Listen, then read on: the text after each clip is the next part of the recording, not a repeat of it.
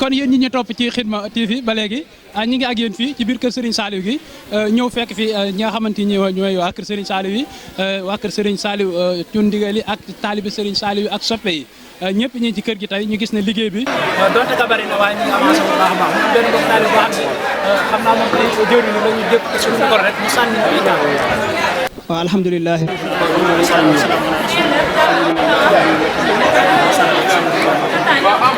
ñoo ngi sant yàlla di sant Serigne Cheikh moom Serigne Saliou di ko ñaanal yàlla mu yàgg te wér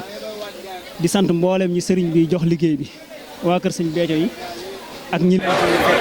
yëpp rek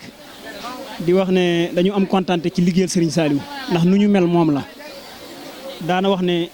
jant bu def ab kuttungal mooy jant bu doog a fenk nee na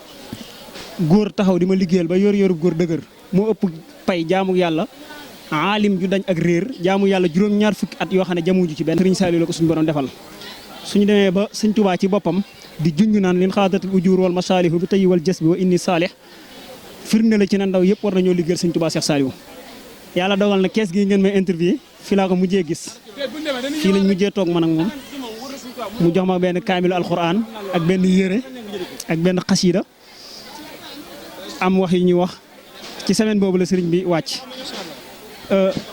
may bég nag ci sëñ Cheikh feddali gi mu feddali liggéey bi muy liggéeyloo waa kër sëñ Béthio yi ndax sànq dama fee gis waa kër sëñ Béthio yu bari ma xalaat ne seen bàyyi bu masaana ñëw xel kom noonu muy def jël kaalaam gi takk ci ndiggam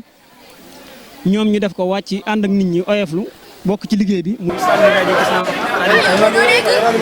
gol tàppe ak ñu bëree bëri daf ñuy fàttali ñun ñu yàgg ci kër sëñ bi daan gis sëñ Béthio relation bi mu am ak sëñ bi dafa am lu ñuy fàttali lu bëree bëri